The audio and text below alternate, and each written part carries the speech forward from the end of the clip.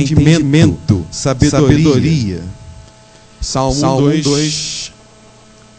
Bem-aventurado o homem que não anda segundo o conselho dos ímpios, nem se detém na roda dos pecadores, nem se assenta na roda, nem se detém no caminho dos pecadores, nem se assenta na roda dos escarnecedores. Antes tem o seu prazer na lei do Senhor, e na sua lei medita de dia e de noite. Salmo 119. Ó, quanto amo a tua lei, é a minha meditação em todo dia. A gente vê aqui que pelo fato da lei de Deus dar entendimento, sabedoria, existe a necessidade de meditação. Aí ele fala que ele meditava na lei de Deus o dia inteiro, de dia e de noite. Quantas vezes nós não passamos a semana inteira, às vezes o mês inteiro, e só pegamos na Bíblia no domingo, quando a gente chega na igreja? Quantas vezes a gente não faz isso? Aqui ele fala, a lei de Deus é a minha meditação em todo o dia. Ele fala de dia e de noite. A ideia de necessidade de meditação significa que para compreender o significado da lei de Deus, não basta simplesmente ler os mandamentos. Não basta pegar a Bíblia rapidamente e ler por 5 minutos e acabou, já cumpri minha obrigação. É necessário refletir, meditar, pensar, raciocinar. O raciocínio lógico é algo que não está mais na moda, né? As pessoas não querem gastar tempo mais pensando. É necessário refletir e pensar sobre cada mandamento para então compreender e extrair as reais implicações do que o mandamento está dizendo. Quanto maior for a meditação, maior será o entendimento. Quanto menor a meditação, menor será o entendimento.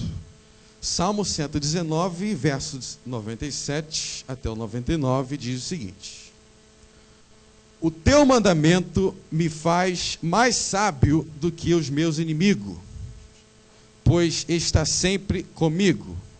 Tenho mais entendimento do que todos os meus mestres, porque os teus testemunhos são a minha meditação. Então ele está dizendo que ele tinha mais entendimento que os mestres deles, porque ele meditava o tempo inteiro na lei do Senhor. O tempo inteiro meditando. A necessidade de meditar, por que existe tanto essa necessidade? Por que é tão enfatizado? Porque o propósito da lei não é revelar diretamente todas as circunstâncias em que é necessário discernir o bem e o mal.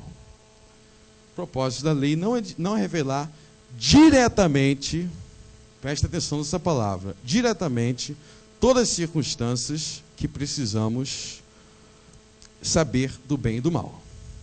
De fato, pela lei, Romanos 3,20, vem o conhecimento, o pleno conhecimento do pecado. Mas isso nem sempre é diretamente ou explicitamente. Para entender isso melhor, abra suas Bíblias em 1 Timóteo 5, capítulo 5, versos 17 e 18.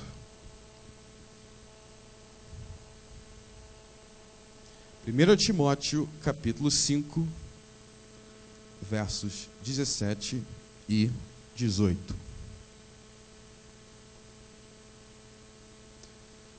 Diz assim a palavra de Deus: os presbíteros que governam bem sejam tidos por dignos de duplicada honra, especialmente os que labutam na pregação e no ensino.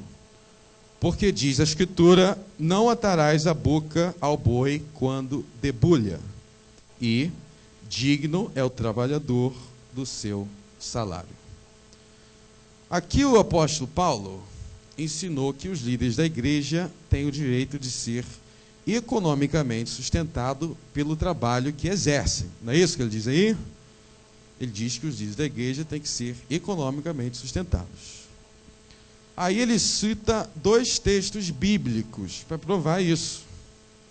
O primeiro é um mandamento da lei: não atarás a boca do boi quando estiver debulhando. Deuteronômio 25:4. Segundo está no Evangelho de Lucas, que diz, Lucas 10:7 diz: diga ao trabalhador do seu salário. Agora, quando a gente observa, Paulo está aqui ensinando, os líderes da igreja têm que ser economicamente, têm que receber salário. Aí ele cita para provar, Deuteronômio 25:4. Não atarás a boca do boi quando estiver debulhando. Então a gente tem que se perguntar aqui, o que esse mandamento tem a ver com o presbítero da igreja? O mandamento está falando de boi. Por que Paulo citou um mandamento falando de boi para provar que um presbítero, o pastor, tem o direito de receber seu salário se ele está trabalhando ali na igreja, no ensino? O que uma coisa tem a ver com a outra? Vamos entender. A obrigação de obedecer à lei, a gente já falou isso agora, não se restringe ao que é dito explicitamente, mas ao que é implícito, ao que é uma conclusão lógica do que é dito explicitamente. Explicitamente, a lei diz que quando o boi trabalha, ele tem o direito de ser alimentado. A Bíblia fala contra a exploração de animais, em diversos lugares. Então, o boi está trabalhando, ele tem que ser alimentado. O boi não pode ser explorado. O boi tem direito ao seu salário, vamos dizer assim.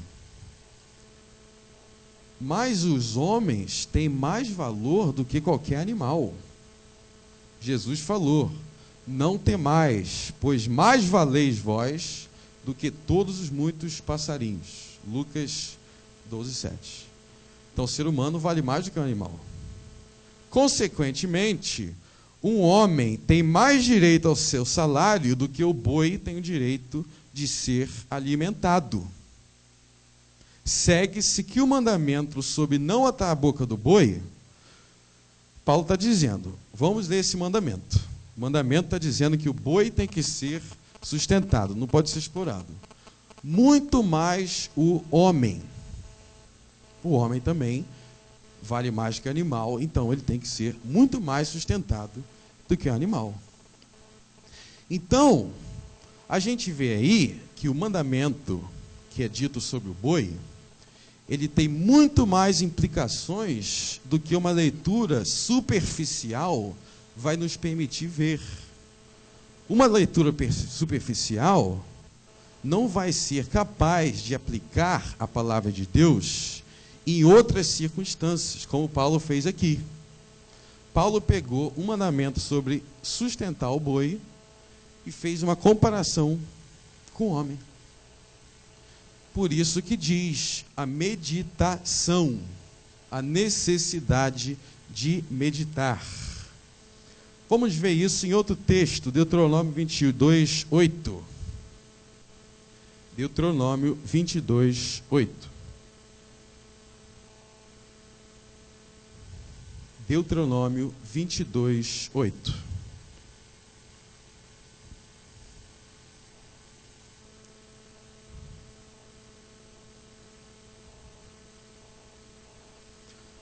Vou ler. Quando edificares uma casa nova, farás no terraço um parapeito, para que não tragas sangue sobre a tua casa, se alguém dali cair. Então, o texto está falando sobre construção. Quando você construir uma casa, farás um parapeito. O que esse mandamento tem a ver com alguma coisa? Aqui Deus está falando da construção de um terraço e uma casa nova. O terraço não poderia ser construído de forma a trazer risco de vida. não poderia trazer risco de vida. A construção não poderia ser perigosa. O texto está falando especificamente de um tipo de casa que não existe mais. Parapeito, a gente não tem mais isso na casa. Dessa forma que os judeus tinham. A gente tem outro tipo de construção. Mas se a obrigação de obedecer à lei se refere a também ao que é uma conclusão lógica do que está dizendo o texto, segue-se que a importância desse texto aqui é o quê? Não está falando simplesmente de construção de casa, mas está falando que a gente não pode criar qualquer situação que vai colocar a vida do meu próximo em risco. A preocupação aqui não é só com a construção, mas é o fato da construção colocar meu próximo em risco. Isso não é dito aqui explicitamente, mas é uma conclusão lógica a partir do que está dito aqui, do que é dito aqui. A confissão de nossa igreja, a confissão de Westminster, da Igreja Presbiteriana do Brasil, fala logo no primeiro capítulo, capítulo 1. Todo o conselho de Deus concernente a todas as coisas necessárias para a glória de Deus, para a glória dele e para a salvação, fé e vida do homem, ou expressamente declarado na Escritura, ou pode ser lógica e claramente deduzida dela. Por que isso é importante? Vamos perguntar, é pecado usar crack? É pecado usar drogas?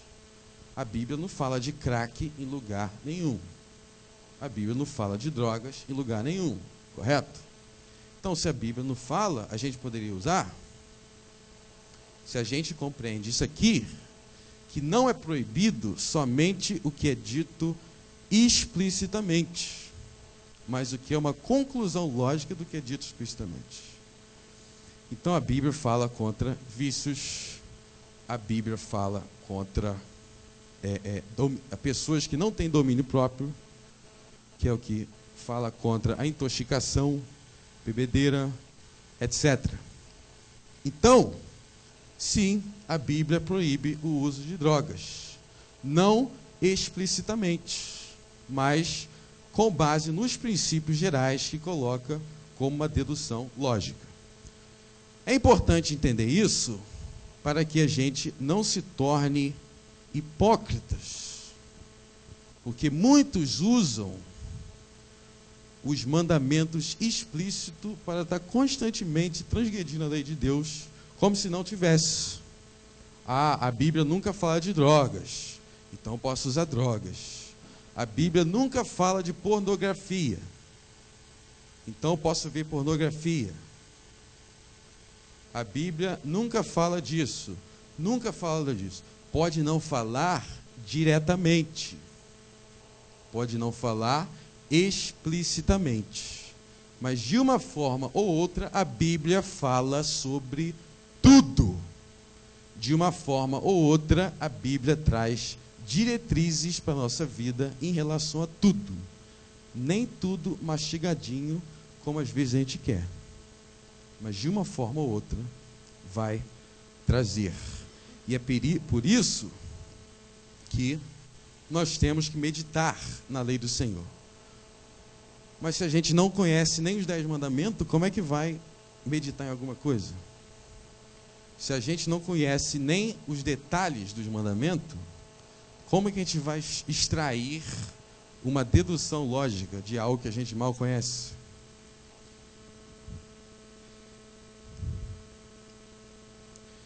A necessidade de refletir e meditar na natureza de cada mandamento pressupõe a necessidade de compreender como os mandamentos se relacionam entre si. O que esse mandamento tem a ver com o outro? Jesus ensinou isso.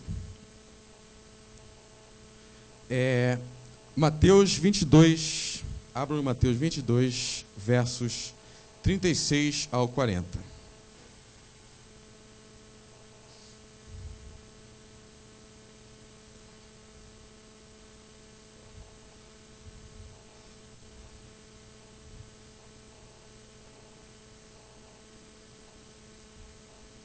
Mateus 22, verso 36 e 40. Mestre, qual é o grande mandamento da lei? Respondeu-lhe Jesus: amarás ao Senhor teu Deus de todo o teu coração, de toda a tua alma, de todo o teu entendimento. Este é o primeiro e grande mandamento. E o segundo, semelhante a este, é: amarás ao teu próximo como a ti mesmo. Destes dois mandamentos dependem toda a lei e os profetas. Muitos acreditam que esses dois mandamentos foram inaugurados por Jesus. Tem gente que acha que Jesus veio e ele instituiu esses dois mandamentos. Mas isso não é verdade. Esses dois mandamentos já se encontravam na lei. Jesus foi interrogado sobre qual é o grande mandamento da lei. E ele respondeu citando a lei. Está em Deuteronômio 6 e Levítico 19. Deuteronômio 6 diz: ouve, ó Israel, o Senhor nosso Deus é o único Senhor.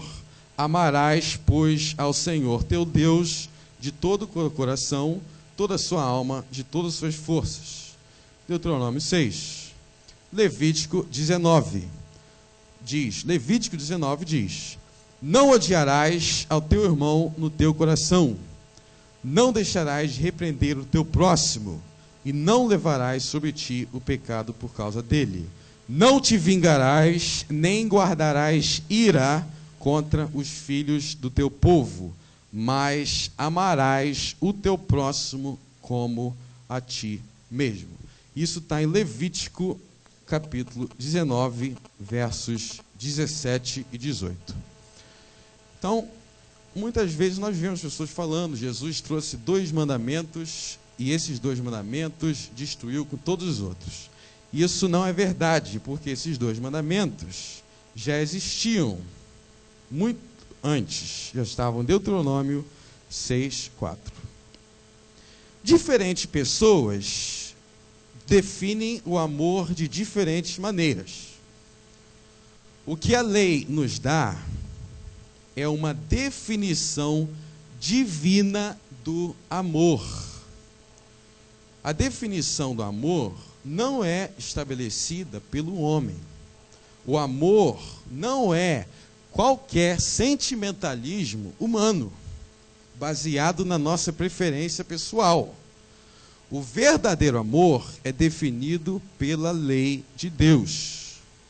1 Timóteo 1, 5, 8. Ora, o fim do mandamento é o amor de um coração puro e de uma boa consciência. Sabemos que a lei é boa se alguém dela usa legitimamente. Romanos 13, 8, 10. Romanos 13, 8, 10. A ninguém devais coisa alguma senão amor, pois quem ama ao próximo tem cumprido a lei. Com efeito, não adulterarás, não matarás, não furtarás, não cobiçarás, e se algum outro mandamento, tudo nessa palavra se resume: amarás o teu próximo como a ti mesmo. O amor não faz mal ao próximo, de modo que o amor é o cumprimento da lei. Aqui o apóstolo Paulo nos dá uma pista importante para compreender a estrutura da lei. Jesus ensinou que amarás o teu próximo como a ti mesmo é o segundo mais importante mandamento, que os demais mandamentos que regem as relações humanas precisa ser entendido como parte desse. O que o apóstolo Paulo fez aqui, Romanos 13, é aplicar esse princípio. As proibições de adulterar, de matar, de roubar, faz parte do que o amor significa. Se a gente quer saber o que o amor significa, a gente tem que saber o que a lei manda. O significado do amor ao próximo é definido pela totalidade dos mandamentos que falam da minha relação com o próximo. Então, se eu amo alguém, eu não roubo ele, eu não adultero contra ele, eu não vejo ele em necessidade e bato a porta na cara dele, eu não roubo ele, eu não atento contra a vida dele, eu cumpro os mandamentos de Deus em relação ao meu próximo. João 14, 21. Aquele que tem os mandamentos e guarda, este é o que me ama. O amor é este, 2 João 1,6. O amor é este, que andemos segundo os teus mandamentos. Então João está falando que o amor é andar segundo os mandamentos de Deus. Isso não pode ser subestimado. A objetividade da lei de Deus é a única coisa que pode salvar a gente de se entregar por um engano do nosso coração. Como você define o significado de amar? Como você define o que é amor? É simplesmente com base no que você sente? A Bíblia não define amor simplesmente com o que você sentiu naquele momento. Frequentemente, nós vemos as pessoas dizendo: olha, eu sei que eu fiz isso, eu fiz aquilo e eu fiz aquilo outro, mas Deus conhece meu coração. Eu fiz isso, mas Deus conhece meu coração. Deixa eu dizer uma coisa. Sim, é verdade que Deus conhece seu coração. E Ele conhece tanto que Ele escreveu sobre seu coração lá na Bíblia. Jeremias 17, 10. Ele escreveu sobre seu coração: eu, o Senhor, esquadrinho o coração. Diz que Ele sabe, Ele conhece seu coração.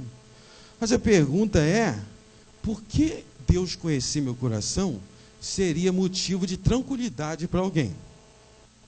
Por que você está tranquilo que Deus conhece seu coração? Um Deus santíssimo, absolutamente puro, imaculado, sem qualquer pecado. Isto esquadrinha seu coração, sabe de tudo que você pensa, sabe de tudo que você sente, e você fica tranquilo? Deus conhece o meu coração deve ser motivo de terror para cada um de nós, porque significa que ele não pode ser enganado como os homens são enganados. Ele não pode ser enganado por um sorriso, um tapa nas costas, como os homens são enganados. Significa que ele conhece cada aspecto de nossas verdadeiras intenções. Ele conhece cada detalhe da nossa imundície, falsidade, prostituição, cobiça, idolatria, egoísmo. Ele conhece tudo. Deus conhece meu coração, então fique aterrorizado, porque o seu coração, Ele escreveu sobre o seu coração em Gênesis 8, 21. Gênesis 8, 21. Ele escreveu sobre o coração de cada pessoa aqui. A imaginação do coração do homem é má desde a sua meninice. Jeremias 17, 9 e 10. Enganoso é o coração mais do que todas as coisas, de perverso, quem o conhecerá?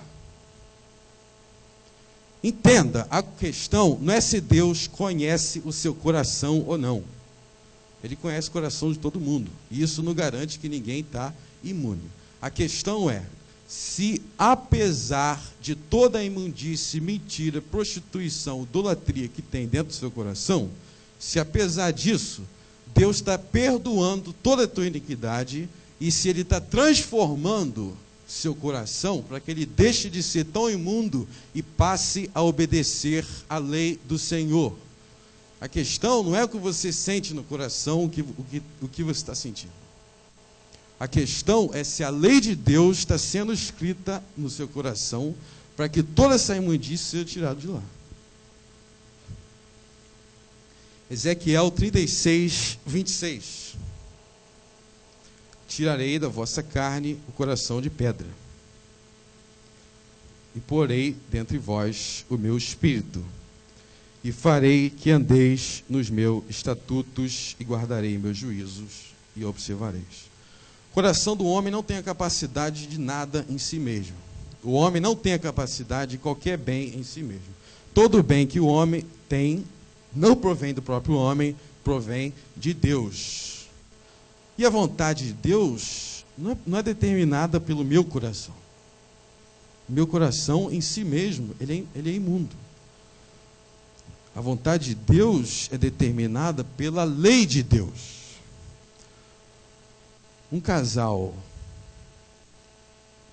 homossexual, por exemplo, poderá argumentar que eles têm o direito de se casar porque eles se amam. O homem adultério pode argumentar que ele só traz sua esposa porque ele ama sua amante. Mas os dois são mentirosos, porque, como diz a Bíblia, o amor é o cumprimento da lei. O que o homem adúltero sente no seu coração por sua amante não interessa para Deus. E nem é o que vai definir o que é amor. Ele quebra a lei de Deus. A lei de Deus, o amor, é o cumprimento da lei. Amar é cumprir a lei. É cumprir os mandamentos de Deus. Então, se ele está traindo a esposa dele, não importa o que ele está sentindo. Se ele é homossexual, não importa o que ele sente por outro homem. Ele é um transgressor da lei de Deus. E o amor é o cumprimento da lei. Romanos 13. 2 João 1,6. O apóstolo João costuma ser conhecido como apóstolo do amor. João fala muito de amor. Só que o que poucos percebem é que João, ele é o apóstolo do amor, ele fala muito de amor, porque ele fala muito da lei. Ele fala muito dos mandamentos. E o amor é cumprir os mandamentos. 2 João 1,6. Podem abrir? 2 João 1,6. A gente vai aprender o que é amar de verdade. O que é amar de verdade? Está escrito em João, 2 João 1,6. Ele vai dar uma definição do que é amar. 2 João 1,6 diz assim: o amor é este. Vamos dizer todos juntos? O amor é este. O quê? Entendemos segundo os seus mandamentos. Este mandamento, como diz desde o princípio, é que ameis nesse amor. Então, amar, João deu uma definição de amor aqui, né? Ele falou que amar, é andar segundo os mandamentos de Deus. A importância disso não pode ser subestimada. É simplesmente a maneira, entender os mandamentos de Deus é a maneira que a gente vai aprender a parar de inventar amores, parar de inventar coisas da nossa própria cabeça e passamos a servir a Deus de verdade. É natural que todo cristão e toda igreja, de alguma maneira, fale da necessidade de amor, da necessidade de santificação. A gente está aqui. Seguir a paz com todos e a santificação. Todas as igrejas vão falar sobre isso. Mas simplesmente mencionar a palavra santificação é muito fácil. Quem que falava muito de santificação na Bíblia? Os fariseus falavam, Jesus falava, mas os fariseus também. As palavras não tem sentido nenhum se você não define o que essas palavras significam. Qualquer igreja vai falar de santificação. Qualquer cristão vai falar de santificação. Dizer que é preciso obedecer a Deus também é fácil. Dizer que precisa amar também é fácil. Escribas e fariseus falavam muito sobre isso. Não era só Jesus. O grande teste é o seguinte: qual padrão é usado para definir o que é pecado e o que não é? Santificação significa viver em obediência a Deus. Mas qual padrão é usado para definir o que é justo e o que é injusto? O que é pecado e o que é virtude? Qual padrão que você usa? Qual padrão que sua igreja usa? Qual padrão que as pessoas ao seu redor usam? É a palavra de Deus e a lei de Deus, ou aquele sentimento que brotou do seu coração repentinamente? É o teu sentimentalismo? Se você for responder que não, que é a lei de Deus que está aqui, então você tem que se perguntar: eu medito na lei do Senhor? Eu medito? Porque eu não posso dizer que eu estou me baseando em algo que eu não conheço. Jesus falou que toda lei se baseava em 2 mandamentos.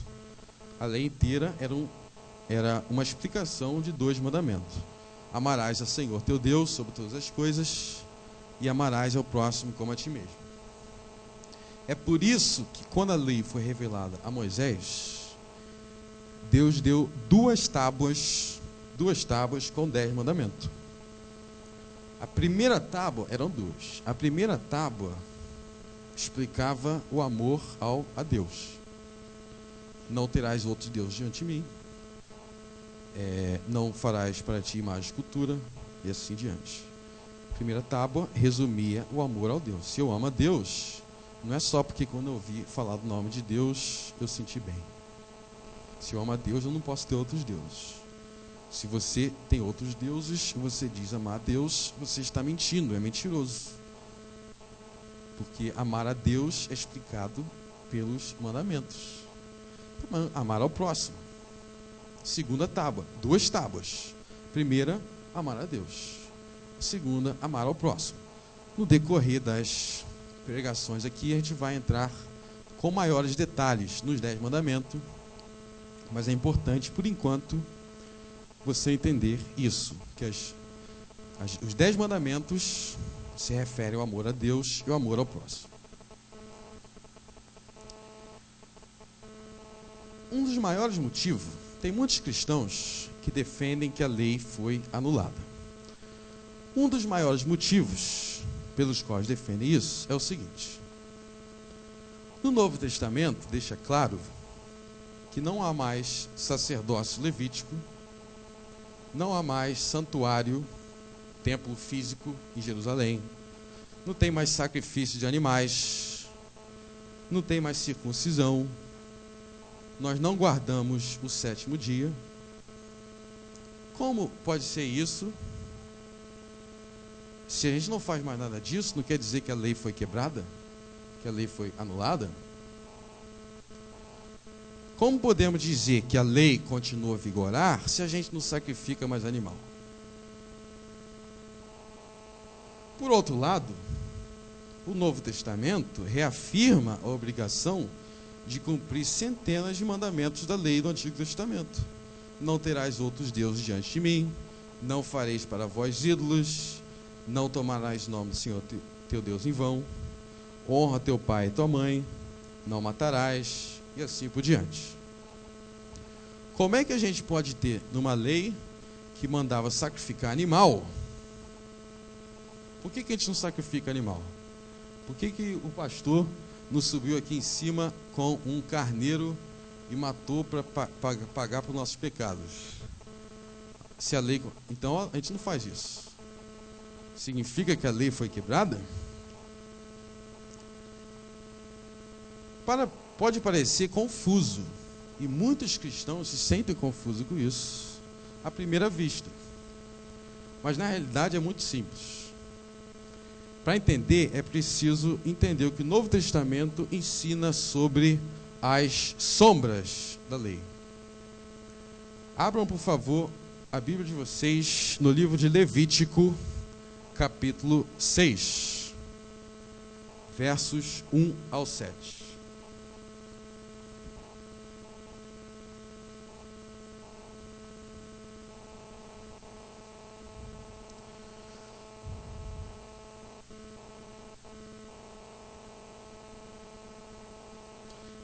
Levítico 6, versos 1 ao 7.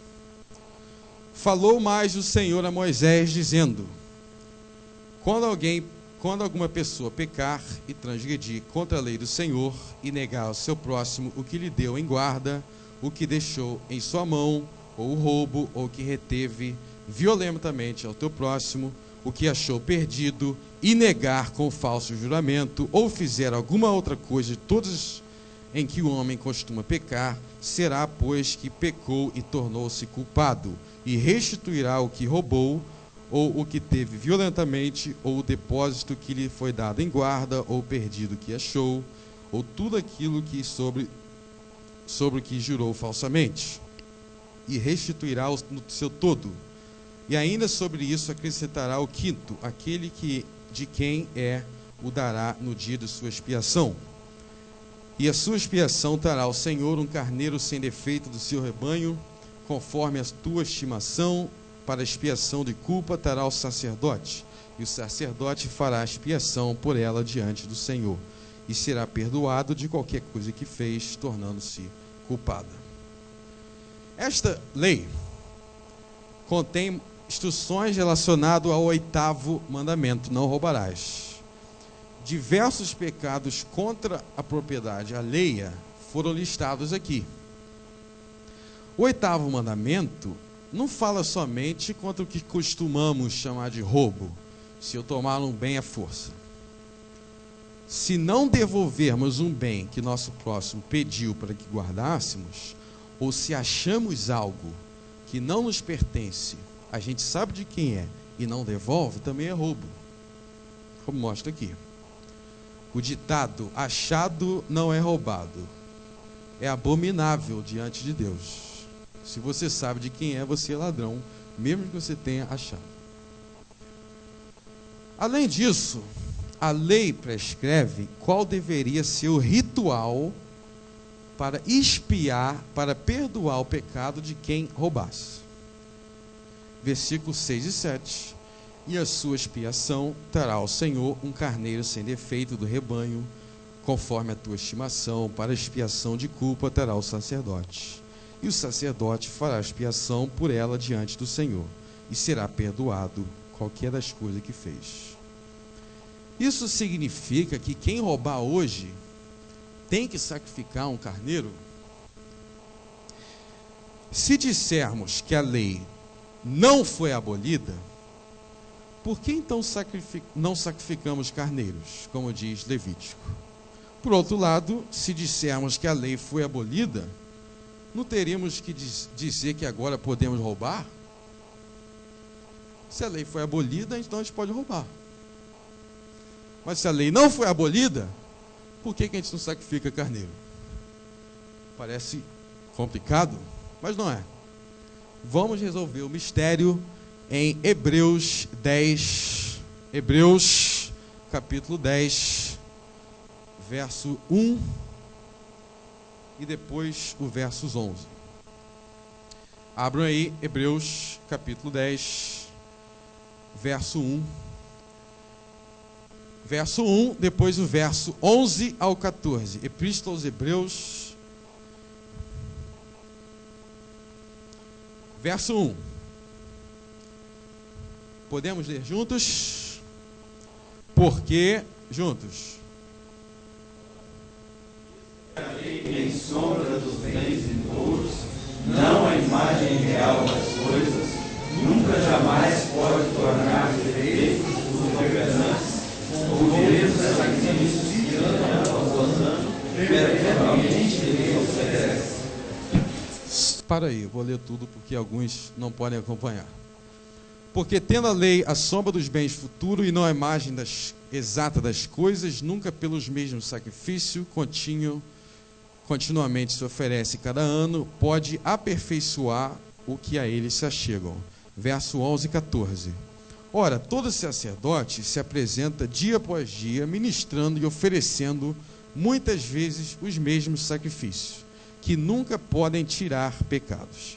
Mas este, Jesus, havendo oferecido um único sacrifício pelos pecados, assentou-se para sempre à direita de Deus. Daí por diante, esperando até que seus inimigos sejam postos por escabelo de seus pés. Então aqui, preste atenção, aqui nós aprendemos que a lei continha sombras, porque tendo a lei sombras. Isso significa que a própria lei não é uma sombra. A lei como um todo não é uma sombra. Algumas coisas da lei eram sombras. O texto diz que o sacrifício de animais eram sombras. O que significa isso? Sombras. A sombra aponta para a presença de um objeto ou de uma pessoa. Por exemplo, aqui em cima tem a minha sombra. Ou seja, no chão tem a sombra de vocês. A sombra aponta para a presença de um objeto ou de uma pessoa. Tem a sua forma, parece com ela, mas não é a própria pessoa ou o próprio objeto. Quando nós conhecemos uma pessoa, eu, por exemplo, conheço minha mãe, ou minha irmã, ou meu pai. Se eu ver a sombra da minha mãe, eu sei que é minha mãe. Eu não preciso ver minha mãe ou minha irmã. Se eu ver a sombra da minha irmã, eu já sei que é minha irmã. Quando você conhece a pessoa. Isso significa que a sombra e a pessoa têm algo em comum. A sombra de alguém e aquela pessoa tem algo em comum. Ao mesmo tempo tem algo de diferente, porque não é a própria pessoa. Tem algo de comum e tem algo de diferente. O texto diz que os sacrifícios de animais eram sombras. Sombras do quê? Sombras de Cristo. Os sacrifícios de animais eram sombras de Cristo. Cristo estava chegando. No Antigo Testamento, Cristo estava chegando. Eu estou ouvindo diversas promessas messiânicas. Cristo está vindo, mas ele não tinha chegado ainda. Cristo não havia chegado. Mas, para o povo do Antigo Testamento, sua sombra já era visível. Os sacrifícios representavam a Cristo. Não eram o próprio Cristo. Eram, o texto diz, uma sombra de Cristo. Então, aqueles sacrifícios transmitiam o que Cristo representava. Não tão claramente quanto agora, porque agora não é mais sombra. Agora é a realidade. Mas os sacrifícios eram meio de expiar pecado, porque os sacrifícios continham Cristo. Como os seus pecados são perdoados? Como os seus pecados são expiados? São expiados por Cristo crucificado. Não porque você é bom, mas por Cristo crucificado. E Cristo crucificado era representado por sua sombra, que eram os sacrifícios de animais. Colossenses 2 também deixa isso claro. Colossenses 2, 10, 17. Capítulo 2, 10, 17. E tende vós nele a plenitude, que é a cabeça de todo principado e potestade, no qual também foste circuncidado com a circuncisão não feita por mãos no desposado corpo da carne, mas a circuncisão de Cristo, tendo sido sepultados com ele no batismo, no qual também foste ressuscitado pela fé no poder de Deus. E a vós, quando estavais mortos nos vossos delitos, na incircuncisão da vossa carne, vos vivificou juntamente com ele, perdoando-nos todos os delitos, e havendo riscado o escrito da dívida que havia contra nós nas suas ordenanças, o qual nos era contrário, removeu-a do meio de nós, cravando-as na cruz, e tendo despojado os principados e potestades, os exibiu publicamente e deles triunfou na cruz. Ninguém, pois, julgue pelo comer, ou pelo beber, ou por causa do dia de festa, ou da lua nova, ou sábados, que são sombra das coisas vindouras, mas o corpo é de Cristo. Então, quando Cristo veio, as sombras foram abolidas.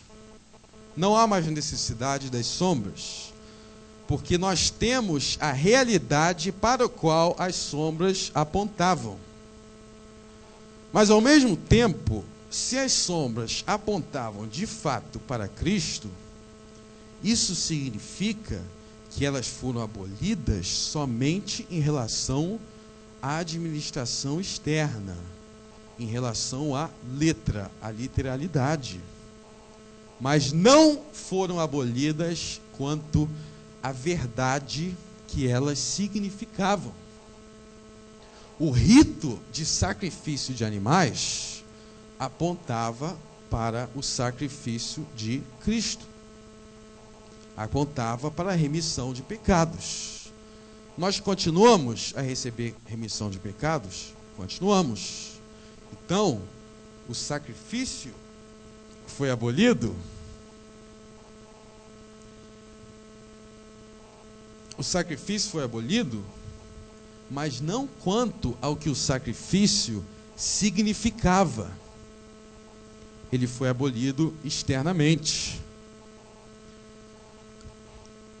É por isso que quando nós recebemos a Cristo, nós estamos recebendo o que aquele sacrifício significava.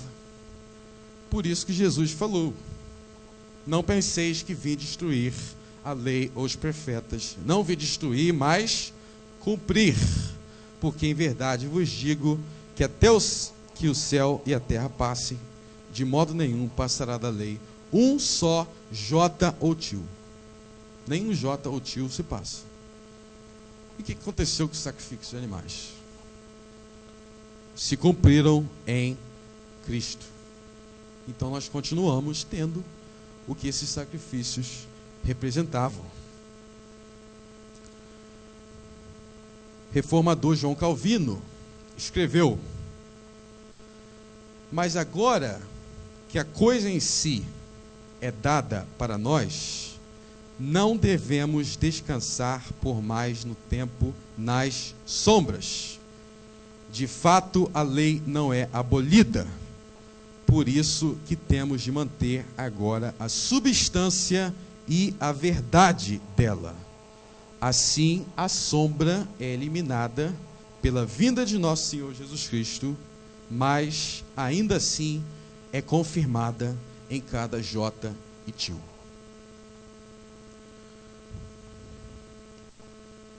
Então, se a lei manda sacrificar animais, nós temos a obrigação de guardar isso, não contra a letra, mas sim contra a verdade.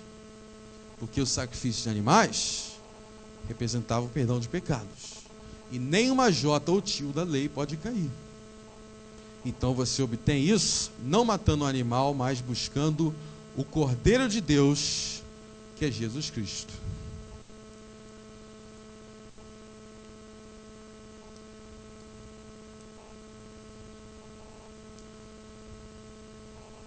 No final do Sermão da Montanha, para encerrar, no final do Sermão da Montanha, Jesus deu um aviso muito, muito sério.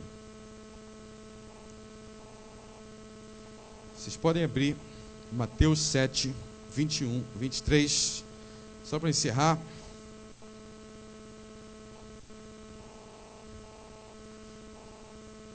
Mateus 7, 21, 23.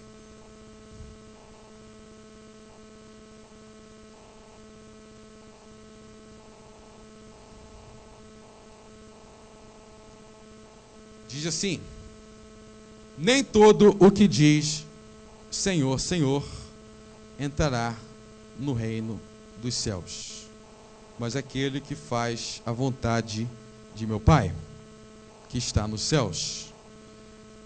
E o verso 23, então lhes direi claramente: nunca vos conheci, apartai de mim, vós que praticais a iniquidade. Jesus está falando algo muito sério aqui, que não basta você chamá-lo de Senhor, dizer que é cristão, dizer que é isso, aquilo, se você não pratica a vontade de seu Pai. Se você diz que Senhor, Senhor, Jesus, mas você não pratica a vontade do Pai, no juízo final, Ele vai dizer para você: nunca vos conheci, apartai-vos de mim, vós que praticais a iniquidade. A palavra iniquidade aqui é muito importante entendê-la. No grego bíblico, a palavra lei, lei, no grego bíblico é nomos. Já a palavra iníquo é anomos. E iniquidade é anomia. Lei é nomos, iníquo é anomos, iniquidade é anomia. A é um prefixo de negação aí. Iniquidade, a palavra iniquidade significa literalmente sem lei, contra a lei. Iníquo, contra a lei, transgressor da lei. A semelhança dos escribas e fariseus, que praticavam muita iniquidade, o iníquo é aquele que transgride, rejeita, não se arrepende, é obstinado contra a lei, que é o que ele falou no início do sermão. Eu não vim destruir a lei. E se você acha que você vai destruir, ele diz no final do sermão, se você é um iníquo, se você é um contra a lei, eu vou te lançar fora. Apartai-vos de mim, vós que sois contra a lei. Então, de que lado nós estamos? Do cumprimento da lei do Senhor, da meditação na lei do Senhor, nós meditamos, nós cumprimos, nós nos arrependemos? Ou será que nós somos aquele que temos o nome de Deus nas nossas bocas, mas somos transgressores da lei do Senhor? De que lado nós estamos?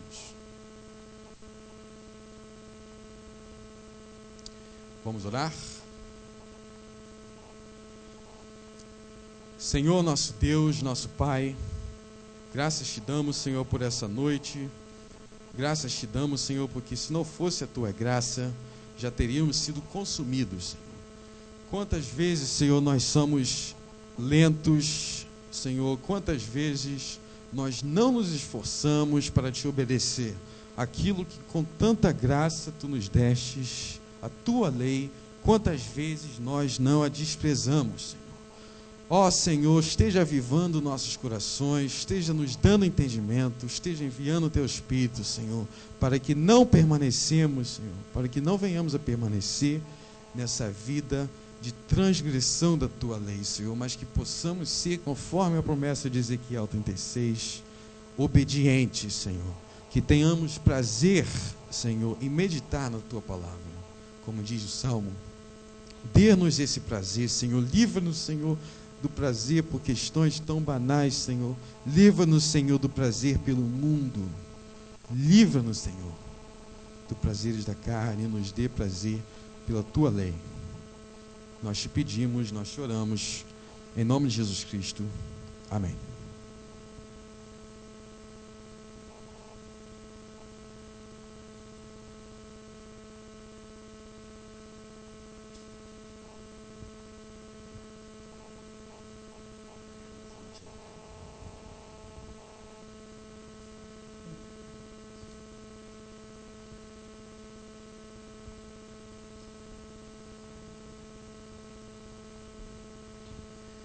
Irmãos, eu gostaria de convidar agora o Frank para ficar aqui na frente ainda, o nosso irmão Átila, o reverendo Idemar e o Fábio. A gente vai estar conduzindo um momento de mesa redonda.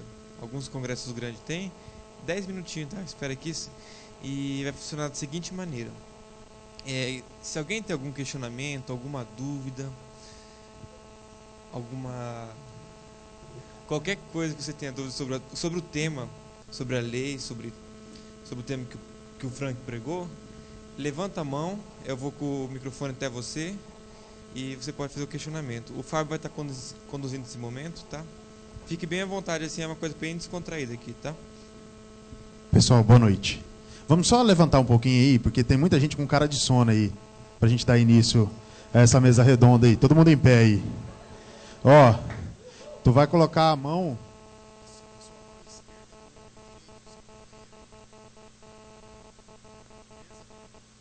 O seu companheiro vai colocar a mão esquerda dele no seu ombro direito.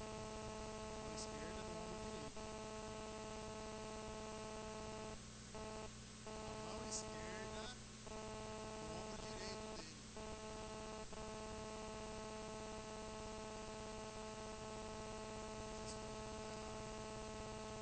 Beleza, pode sentar assim, beleza. São vocês, tá? Daqui a pouco a gente volta com as perguntas. Pessoal.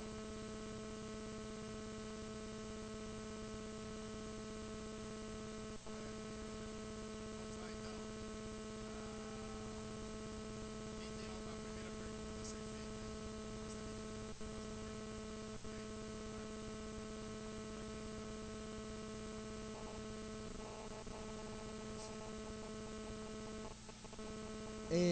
Eu entendi o que você falou em relação à lei, sobre as sombras da lei, e eu achei bem lógico. Eu tava com isso na cabeça antes de você falar em relação a sacrificar o carneiro e tal. Só que uma coisa que me preocupa bastante são duas, que eu acho legal citar na ordem. Por exemplo, o sábado. Moisés fala que o Senhor falou para ele que quem violasse o sábado ia morrer. Mais pra frente, eles encontram um cara que tava pegando galhozinhos e aí ele é apedrejado e morre. Isso me intriga, porque hoje a gente nem guarda mais o sábado e nem é apedrejado mais. Tanto que, por exemplo, iam apedrejar a mulher adúltera e Jesus falou lá, quem nunca errou que atira a primeira pedra. Mas atrás Deus tinha dito, se o cara fazer isso, pedra nele. Isso me intriga. E outra coisa que me intriga também é não matarás. Aí Deus vai lá e fala, você vai passar o fio da espada, todas as mulheres, homens, e vai deixar só as virgens. Mata, tá ligado? Isso... Quem que... O Franklin?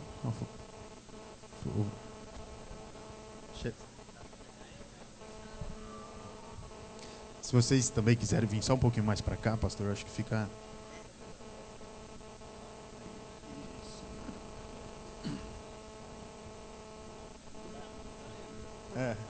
Então o Franklin vai responder. É muito boa essas perguntas. Está me ouvindo? Estão me ouvindo? Tá. Muito boas essas perguntas. Sobre o sábado, eu vou nos próximos dias expor os 10 mandamentos na maior íntegra. Ok? Então, sobre o quarto mandamento, amanhã vai ser de manhã, vai ser o primeiro, o segundo, o terceiro, à noite vai ser o quarto. Sobre o quarto mandamento, sábado, eu peço que você espere até amanhã à noite para entrar em detalhes. Agora, o que eu quero responder agora, que tem a ver com a questão, é sobre, você perguntou sobre não matarás, que como é que Deus fala não matarás, e depois você tem pena de morte, passa a espada, né? Isso é uma questão causa muito confusão nas pessoas, mas na verdade é muito simples. Né? Não matarás se refere a homicídio. Não matarás, o sexto mandamento, se refere a homicídio. Agora, nem toda situação de morte é homicídio. Isso nossa própria Constituição reconhece. Por exemplo, se você agora puxar uma arma, espero que você não faça isso, nem me apedreje, mas se você puxa uma arma e você tenta me matar, eu tenho direito pela Constituição de te matar primeiro. Isso você conhece. Isso é legítima defesa. Né? Então, o sexto mandamento, não matarás, que a gente vai falar ainda na segunda-feira, se refere a homicídio e não se refere a qualquer situação. E uma das situações é pena de morte. Levítico de filha é só um exemplo. Pena de morte também. Então, se o cara, vamos dizer que o cara é homicida, né? A gente vive no Brasil aqui. O Brasil não tem pena de morte. Aí vamos dizer que o cara é homicida ou estuprador. Biblicamente, a pena de morte, muito cristão fala, eu sou contra a pena de morte, porque pena de morte está matando. Biblicamente não. Biblicamente, homicídio é uma coisa e pena de morte é outra. Só para vocês terem uma ideia de como essa divisão acontece na Bíblia, vamos dizer que acontece conosco. A Bíblia diz, não roubarás, correto? O que é o roubo? O roubo é eu chegar e tomar algo à força de você. Né? Se eu chegar aí, pegar as pedras que você está escondido aí de mim, você está com as pedras para me pedejar, eu tomo à força o seu dinheiro. Se eu pegar o seu dinheiro à força, eu estou te roubando. Correto? Agora vamos supor que eu seja a polícia. E eu pegue o seu dinheiro porque você acabou de roubar do meu amigo Átila. Eu estou pegando o seu dinheiro à força, não estou? Mas é roubo? Não. Porque tem uma circunstância envolvida que faz com que não seja roubo. Assim também, biblicamente, o homicida, o estuprador, por exemplo, você vai ver isso em Romanos 13. Romanos 13 diz que o governo tem o poder da espada. Romanos 13, capítulo 13, você pode ler depois. E a espada não era para dar tapinha no bumbum. A espada do governo era para decapitar. E Paulo diz que essa espada foi dada por Deus para crimes. Você vai ver Romanos 13. Então, não há contradição. Porque nem toda morte é homicídio. Deus proibiu o homicídio. Agora, em algumas circunstâncias, você vai poder ter a pena capital, legítima defesa, que vai poder ter essa questão de morte sem que seja homicídio. Agora, sobre as leis, né, no caso do sábado, é o que os teólogos costumam classificar como lei judicial. Cada país tem uma sequência de leis. Né? O Brasil tem a Constituição brasileira, Estados Unidos e Israel tinha uma legislação, uma Constituição, que foi dada para Israel. Aí você vai ter as sombras, que se refere à restituição do homem com Deus, e essas questões de pena. Por exemplo, o sábado era uma pena por civil, não era qualquer um que chegava matando. Né? Era um crime, você quebrar o sábado era um crime, da mesma forma que aqui é um crime matar alguém, ou roubar, aqui é um crime. Israel era um crime quebrar o sábado e a pena era morte. Mas a gente não vai entrar em detalhes sobre isso agora, porque a gente vai falar depois. Foi claro? Foi longo porque é uma pergunta complexa e espero ter esclarecido.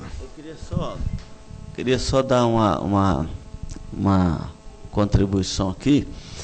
O não matarás ali, compreenda-se, não matarás fora da lei. Diretamente você não podia fazer vingança com a própria mão. Israel oferecia todo um aparato de Estado que você levava o caso a um juiz, e o juiz da terra é que decretava a morte daquele que matou. Então, na verdade, a proibição ali direta da vingança, o não matarás, é fora da lei.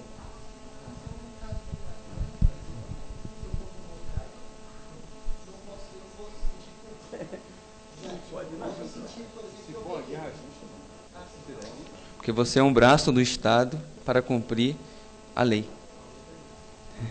Verdade. Mas a verdade é justamente isso. O que Deus proíbe é a vingança. É você fazer justiça com as próprias mãos. Por isso ele constituiu juízes, o magistrado sobre o povo. Então a gente tem que confiar que esses juízes julguem com justiça.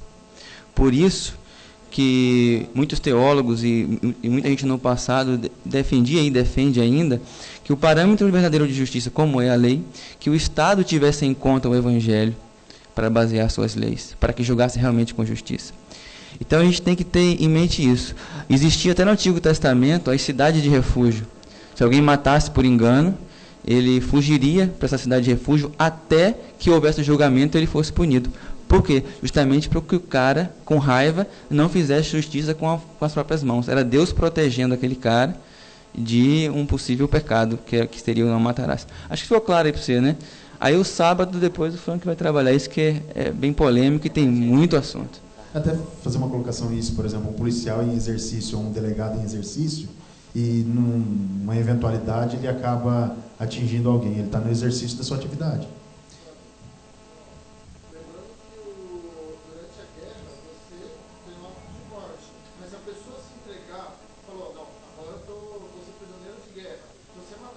Depois ela ter se entregado,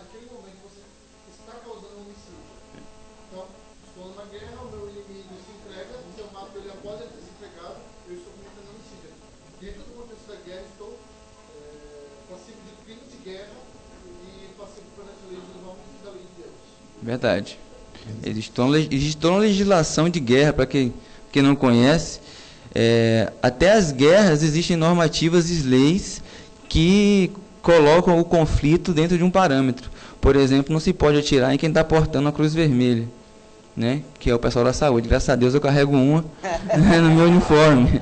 Então quem me matar aí no conflito está transgredindo a lei. Pessoal, mais alguma pergunta? Quem? O Rafael. Fileiro aqui. Boa noite aí, Frank. Boa noite, pastor. Boa noite, Tati. Eu já tinha alguma confusão com isso um pouco antes. Quem me lembrou agora foi o Frank, né? Ele leu Colossenses 2, versículo 16. Ninguém, pois, vos julgue por causa de comida e bebida, ou dia de festa, ou lua nova, ou sábado. E exatamente o tema é santidade. Então a pergunta é mais ou menos o quê? Poxa, nós, igreja, buscando santidade, muitas vezes somos vistos em situações o quê? Que nos colocam, e aí, você está aí comendo isso aí, você está bebendo isso aí, e o que? O famoso, você escandaliza o irmão, você escandaliza alguém, e às vezes causa confusão naquele que não é descrente, né? Então aí, aonde cabe, né? Até onde a gente pode observar isso aqui? Ninguém vos julgue, assim, a gente parar para não escutar, parar para não, eu tô correto, eu não devo me importar, ou então buscar zelar exatamente, buscando a santidade. Não, vou buscar me portar de uma forma que eu não escandalize nem meus irmãos da igreja e muito menos cause confusão nos descrentes, né?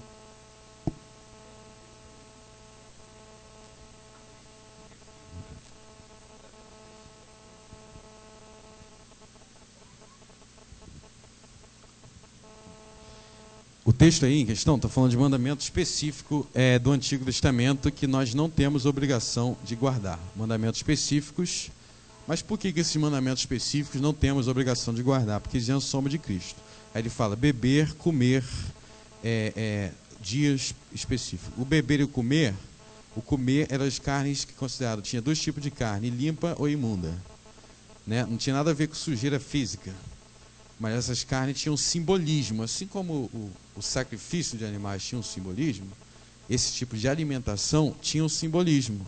Quando Cristo veio, não precisa mais guardar esse simbolismo. Então, eu tenho liberdade de comer, por exemplo, ir no McDonald's e comer bacon. Se eu vivesse no Antigo Testamento, eu estaria pecando pelo simbolismo que havia, que se cumpriu em Cristo. Então, o contexto imediato aí é numa situação de judaísmo. Ok? Agora, dentro da segunda questão, não julgueis. Não julgueis aí significa que ninguém pode dizer que você é cristão por você estar observando algo. Quer dizer, ninguém pode dizer que você não é cristão por você estar observando algo que Deus mandou. Por exemplo, eu estou aqui fazendo algo, estou aqui pregando. Alguém pode falar, você não é cristão porque você está pregando. A gente tem a nossa liberdade cristã. Por exemplo, da bebida, no caso, né? Ingerir bebida alcoólica não é pecado em si mesmo. Tomar vinho não é pecado em si mesmo. Pecado, a Bíblia condena a embriaguez, a Bíblia condena a bebedeira, né? Se a pessoa não tem controle, eu não consigo, fulano não consegue tomar a taça de vinho, o cara tem que entornar, né? O cara está errado, está em pecado. Agora, se o cara consegue beber moderadamente, eu não posso falar, você não é crente porque você é beberrão. Os fariseus falaram isso para Jesus. Os fariseus falaram que Jesus era um beberrão de vinho. Mas Jesus não era beberrão de vinho, né? Existe esse risco. Um risco que muitos jovens muitas vezes caem. Jovem raramente tem autocontrole bem. Agora, sobre a questão do escândalo, né? Porque tem a minha parte. Eu posso estar aqui tomando uma taça de vinho, né? Mas aí pode ter que alguém esteja assustado com isso. Caramba, aquele cara ali, eu não estou fazendo nada de errado, estou completamente sóbrio, mas alguém pode vir interpretar isso mal. Agora, o escândalo bíblico não é simplesmente a pessoa, não é simplesmente isso. Escândalo escândalo no grego significa pedra de tropeço. Significa quando você conduz alguém a pecar, ou você conduz alguém a atrapalhar a vida dessa pessoa com o evangelho. Então, se eu, por exemplo, se eu beber vinho, Paulo fala isso em Romanos 14, se o meu vinho faz com que o meu irmão peque, vamos dizer, eu bebo vinho aqui, e isso faz com que você não tenha mais condições de me ouvir, ou você não me veja mais como cristão, por isso, então tem que parar de tomar. Porque aí está atrapalhando, eu tenho que evangelizar, vamos dizer, o cara seja ímpio, eu tenho que evangelizá-lo. Se isso faz com que atrapalhe o evangelismo, então talvez você tenha que refletir. Agora, na minha experiência pessoal, né, eu gosto de tomar vinho, nunca ninguém veio me questionar que eu não era cristão porque eu gostei de tomar uma taça de vinho. Eu acho que isso vai muito testemunho. Que tipo de testemunho se dá para a pessoa? Se dá um testemunho cristão o tempo inteiro, isso não vai. Você está com uma taça. Respondi a sua pergunta? Você tem que refletir se vai causar. Quer falar alguma coisa? O contexto aqui de Colossenses, que o Rafael perguntou, é uma carta, aliás, muito joia para estudar profundamente Colossenses. Existia um grupo de cristãos muito pequeno ali na cidade de Colossos, pressionados por dois grupos muito fortes. Enquanto o grupo de cristãos era pequeno, fraco, tinha dois grupos muito fortes ali. Um era dos pagãos, que olhava para os cristãos com desprezo. E o desprezo é o seguinte: povo de gente doida. Reúnem dentro da sala, diz que estão adorando um Cristo que ressuscitou, mas a gente vai lá, volta, nunca vê esse Cristo deles, porque os pagãos adoravam imagens, então o Deus deles estava diante dos seus olhos, o dos cristãos não estava. E por outro lado, os judeus, que bando de gente fraca esses cristãos, porque eles não guardam os ritos da lei, do Antigo Testamento, da circuncisão, do sacrifício de bode, cordeiro, etc. Eles não guardam essas coisas, então são fracos. Os pagãos acusavam de fracos porque não via os deuses, não guardava a lua nova, não fazia aqueles rituais do paganismo. Os judeus, ao mesmo tempo, diziam a mesma coisa porque eles não guardavam os ritos da lei.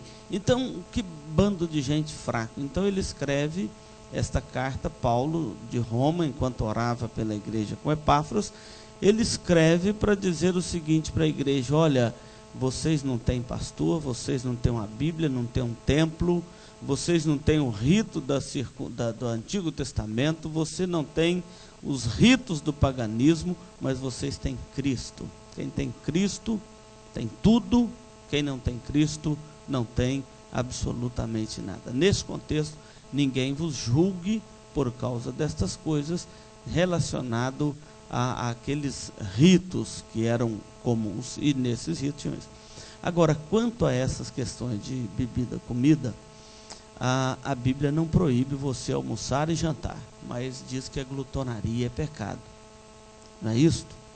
Então, não há uma proibição quanto ao alimento na Bíblia, dizer assim, você escandaliza quando come demais. Aliás, os crentes estão precisando, né, de aprender a dosar, né? Diz que o bichinho não bebe, não, mas o que come, né? Então, esses dias alguém falou uma coisa que eu achei interessante, que o crente, porque tem certeza da salvação, não tem medo de morrer de nada, nem de acidente, nem de doença, de nada, só de fome, só tem medo de morrer de fome, né? Então, assim, o Frank expôs muito bem, nós não podemos criarmos aqui uma mentalidade farisaica. A Bíblia, quando ela fala a respeito dessas questões relacionadas à comida, bebida, ela está falando dos excessos.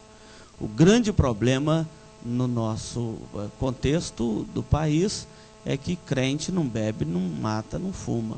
Então, onde ver um crente praticando essas coisas, obviamente vai trazer algum escândalo. Às vezes a gente tem que ter essa precaução. Quando Paulo fala que o presbítero diácono não pode ser dado, por exemplo, ao vinho, ele não está dizendo, como foi explicado, que não pode tomar uma taça de vinho, né? Vai para o inferno porque tomou uma taça. Não. está dizendo que ele não pode ter a imagem dele relacionada à bebida alcoólica. A mesma coisa serve para qualquer um de nós, ter a nossa imagem relacionada a uma pessoa ligada com essas práticas. Aí virá o escândalo, vai criar uma barreira, como muito bem exposto foi, para você pregar o evangelho a alguém. Acho que já foi até explicado até demais. Eu só queria frisar essa questão aqui, porque a lei, didaticamente falando, ela é dividida em três. A lei moral, né, que todo mundo sabe que é estatuto perpétuo. Que o Frank explicou bem como sombras, né, que se cumpriram em Cristo, que são as leis cerimoniais. E a lei civil. A lei civil, ela tinha implicações cerimoniais e implicações morais. Aqui, o que Paulo está tratando justamente são essas leis cerimoniais. Pode ver que todos os que eles citam ali são leis cerimoniais, são essas sombras que se cumpriram em Cristo.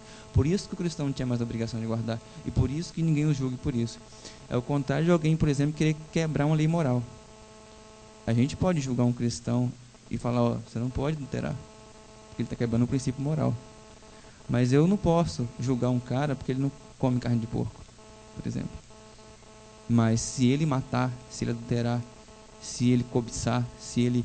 qualquer outro mandamento moral que ele esteja cometendo incessantemente, ele precisa ser repreendido pelo irmão, depois por mais 3, depois pela igreja. Se ele não se arrepender, que ele seja excomungado. É o que manda a palavra. Então a gente tem que ter esse discernimento. A gente tem que estar dando suporte ao irmão, orientando segundo a lei, orientando o que é certo e o que é errado segundo a lei. Mas na lei cerimonial, que eram as sombras que se cumpriram em Cristo, que ninguém o julgue por isso. Sobre as festas das cabanas, das luas novas, que isso era uma coisa mais do povo judaico. E se a gente pensar que naquele primeiro contexto a maioria dos cristãos eram judeus, muitos ainda dizimavam no templo, muitos ainda frequentavam as festas da cabana, as festas da Páscoa, e muitos, porque era parte da cultura deles, eles nasceram naquilo ali. Então, eu, cristão gentil, chegava em Jerusalém e ia me escandalizar porque o cara estava indo na festa das cabanas? Não. A gente tem que ter bom senso nisso aí, na verdade. A gente está pegando um contexto totalmente diferente aqui, um contexto de início de igreja, que tinha principalmente um judaísmo muito forte, e que não aceitava, por exemplo, que a justificação era pela graça, e sempre foi pela graça.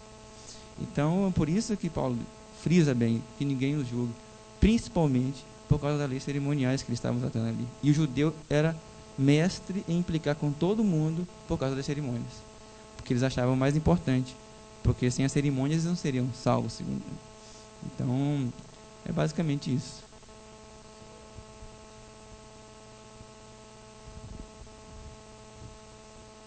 É só assim, eu tudo concordo plenamente.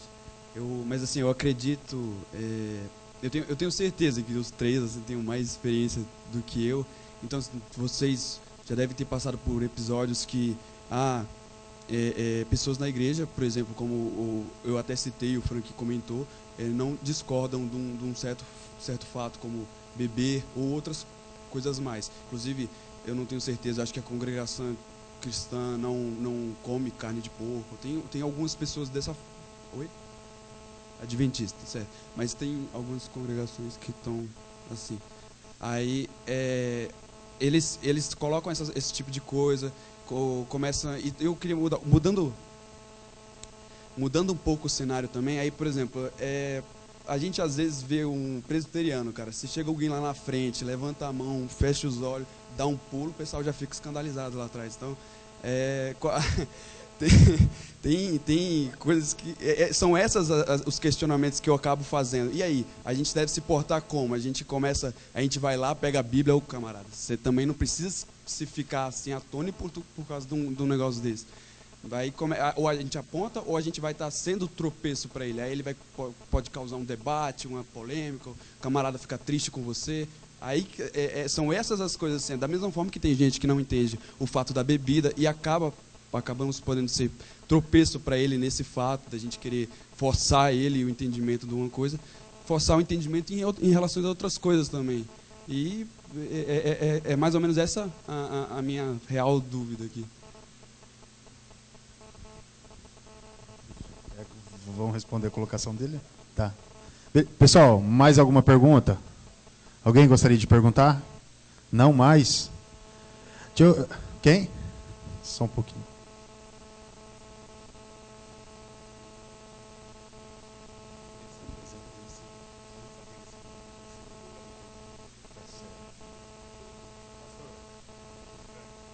Oi, meu nome é André e a minha pergunta ela se divide em duas partes.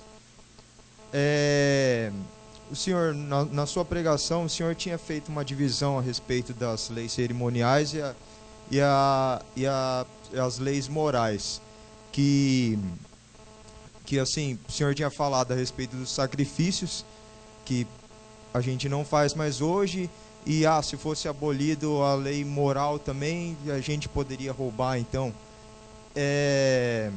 assim, eu queria saber, sendo que Romanos 10:4 fala que o fim da lei é Cristo, para a justificação de todo aquele que crê, eu queria saber, assim, de que forma a lei ela entra na salvação de uma pessoa, além do propósito dela condenar a pessoa, que Romanos 3:20 fala que ela veio para trazer plena consciência do pecado, né?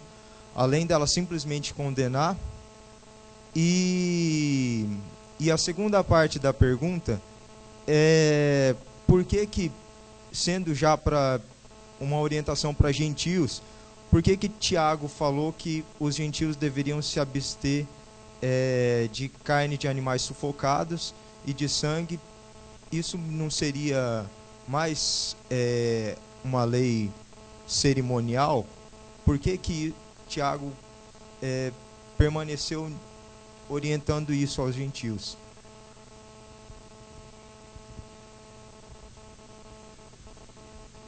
Quem?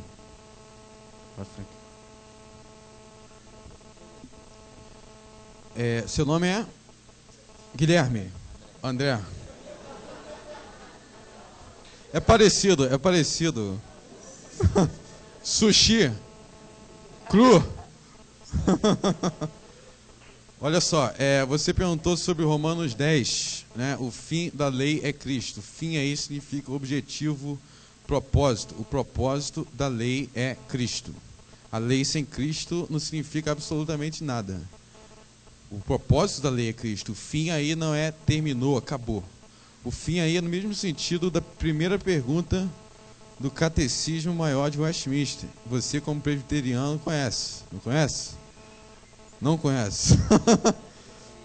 Diz, primeira pergunta, qual é o fim principal do homem? Conhecer a Deus, glorificar a Deus e se alegrar nele para sempre. Então, o fim principal não quer dizer que o homem acabou. Quer dizer que o propósito do homem é esse, é glorificar a Deus. Também o fim da lei, o propósito da lei é Cristo. Aí a lei tem duplo propósito, né? São os três, na verdade são três usos da lei, conforme os reformadores dividiam. Primeiro uso, a gente vai falar do uso condenatório.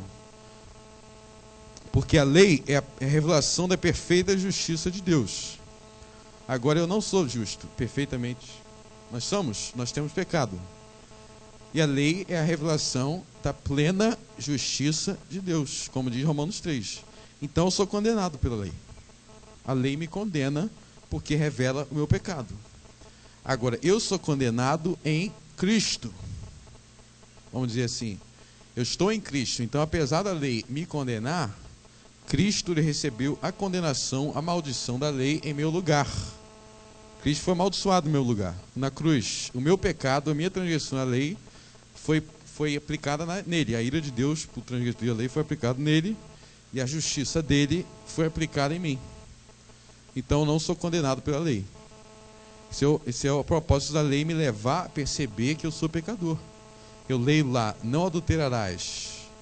Eu leio, amarás o teu próximo como a ti mesmo. Eu me pergunto, eu nunca pequei contra isso? Então a lei está me mostrando meu pecado para que eu seja conduzido a perceber minha necessidade de Cristo, da justiça de Cristo morrendo pelos meus pecados. Esse é o primeiro ponto. Agora, Romanos 6, pecaremos, pois vamos continuar pecando? Nós fomos salvos. Quer dizer que a gente tem o direito de pecar? Quer dizer que a gente tem o direito de transgredir a lei de Deus? Paulo responde: se você é verdadeiramente um salvo, você não vai viver transgredindo a lei de Deus, você vai obedecê-la. João fala isso, aquele que me ama, eu li aqui hoje, né? Guarda meus mandamentos. Então, de fato, a gente não pode perder a salvação. Ninguém perde a salvação. Agora a pergunta é: como você sabe que você é realmente um salvo? Foi porque você levantou a sua mão em algum momento e foi lá na frente e aceitou Jesus? Foi porque você foi molhado no batismo? Isso, a Bíblia nunca fala que isso prova a salvação de ninguém. O que vai demonstrar para você que você é verdadeiramente salvo é que, apesar de você ser um pecador, você está sendo renovado por Cristo para obedecer a sua lei. Então aí são dois papéis da lei. Primeiro, mostrar que você é um pecador. Segundo, depois que você viu isso, percebeu isso, você é conduzido a Cristo, agora é o padrão de justiça para obedecer a Deus. Está claro a primeira pergunta? Certo? Agora a segunda.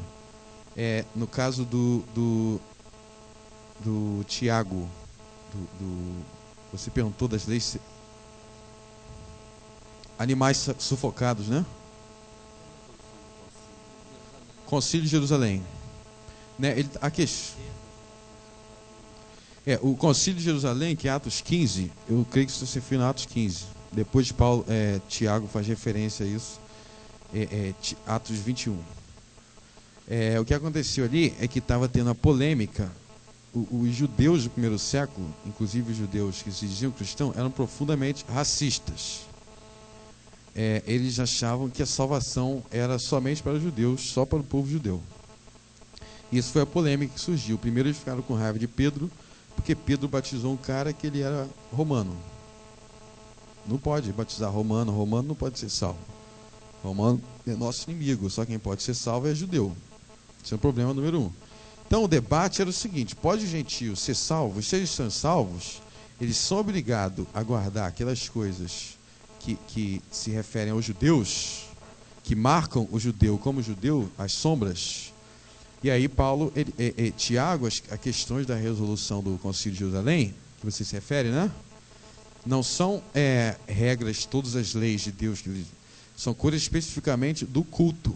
Ele cita quase 4 coisas relacionadas ao culto pagão, que os cultos pagãos aí tinham prostituição.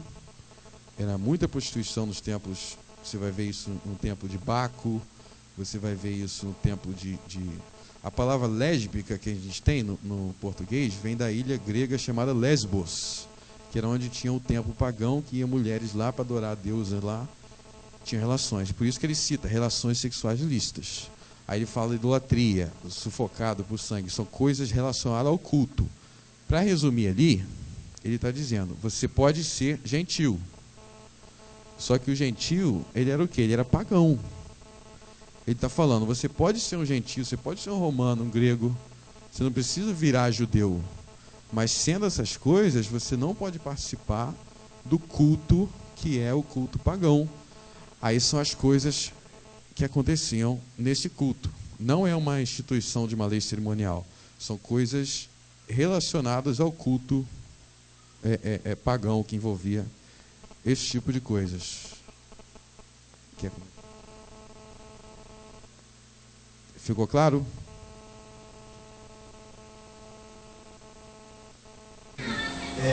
Comer uma carne, isso era o contexto da época, então. Porque para nós, então, assim, comer uma carne de um animal que a gente não sabe se foi sufocado ou, por exemplo, está com sangue. O contexto ali é cultual. Não, hoje também. Eu não posso comer, eu não posso participar de uma situação de culto pagão. No nosso contexto brasileiro não existe esse tipo de coisa que você tem tempo. Eu acho que eu entendi o que o André está querendo dizer.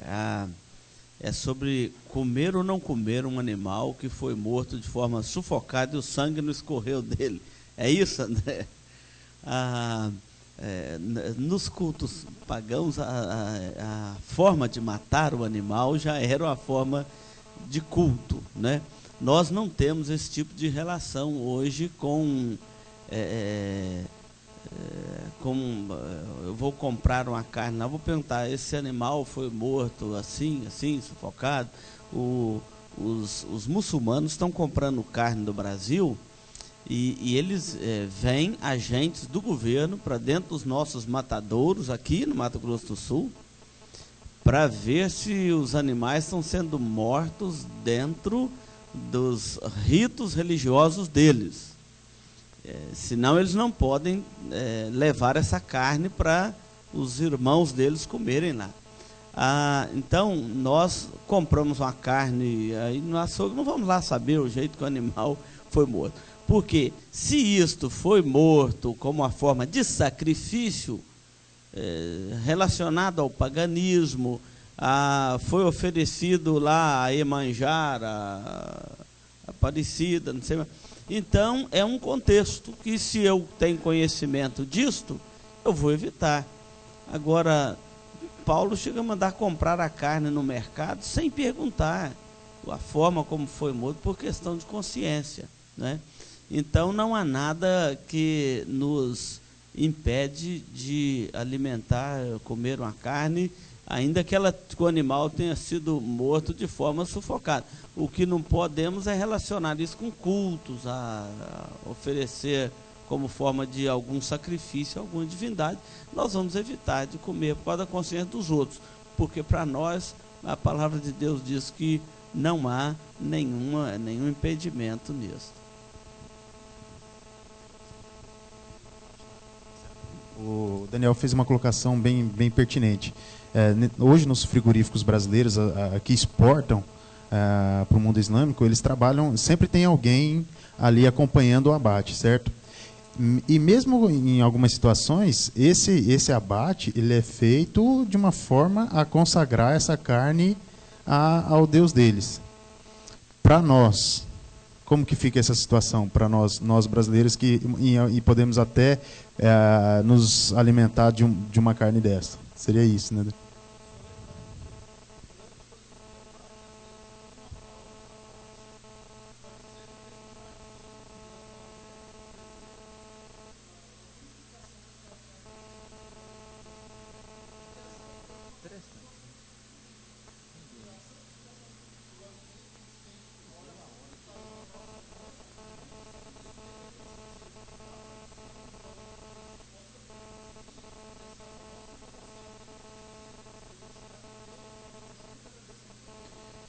Eu acho o seguinte, eu vim de um estado que isso é muito comum, o alimento sacrificado aos ídolos. Na Bahia isso é muito comum, principalmente nas encruzilhadas, nas festas de Cosme e Damião, tem vatapá, caruru consagrado, galinha molho pardo, tem muita coisa assim.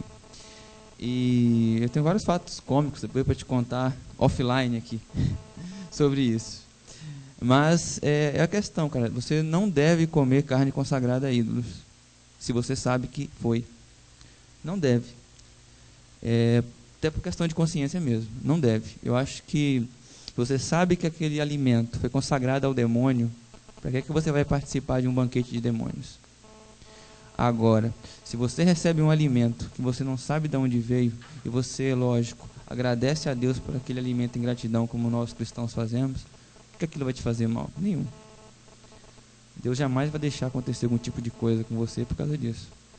Mas tem que tomar cuidado. Por exemplo, esses alimentos sacrificados aí, é uma coisa até interessante que eu não sabia disso. Isso é carne pagã. Eu acho que a partir do momento que você toma consciência disso, que tem uma carne sendo dedicada a Alá, eu não comeria. Se eu soubesse. Se eu não soubesse, a picanha é minha que eu faço churrasco muito bem. Sabe? Então, assim, é questão da consciência. E em relação à lei, acho que foi a primeira pergunta que você fez. A lei nunca salvou ninguém. Nunca. Porque ninguém pode ser salvo pelas obras. Isso é fato. A lei te dá consciência do pecado, para que você ande em santidade diante de Deus. A lei é quem te diz o que é certo e o que é errado. Mas desde o Antigo Testamento, as pessoas eram salvas pela graça. A graça foi quem sempre salvou. E esse foi o grande trabalho de Paulo, entender, falar para os judeus isso. Olha, Nós somos salvos pela graça mediante a fé, não por obras, para que ninguém se glorie. E os judeus não aceitavam isso de maneira alguma. Então queria circuncidar o povo, queria que as pessoas guardassem os dias santos, queria que a pessoa continuasse indo lá no templo de Jerusalém. Esse era o grande problema dos judeus contra os novos cristãos que tinham saído do judaísmo. Então o que a gente tem que ter em mente? Eu preciso observar a lei moral? Sim. É a lei moral que me diz que eu não devo matar, é a lei moral que me diz que eu não devo roubar. Ela é perpétua, mas ela não me salva. Quem me salva é a graça, porque no meu coração eu peco. Quando eu odeio uma pessoa, eu matei. Quando eu desejo uma menina, eu adulterei. E isso é uma coisa que você vai levar para o resto da sua vida, porque sua natureza é decaída, é pecaminosa. Mas aquela lei cerimonial que existia, que hoje é Cristo naquela cruz do Calvário, que quando você tem consciência disso, que Ele naquela cruz levou os teus pecados, é a mesma coisa se você estivesse fazendo um sacrifício naquela época. Você peca, mas Cristo te purifica com o seu sangue. Você peca, mas Cristo te purifica com o seu sangue. E é por isso que você vai continuar pecando? De maneira nenhuma. É por isso que você não vai continuar pecando. É justamente por isso. Porque o Filho de Deus veio em terra, se humilhou, subiu naquela cruz por eu e você. O mínimo que nós devemos ter é obediência a seus mandamentos. Justamente por amor. Porque o amor é o cumprimento da lei.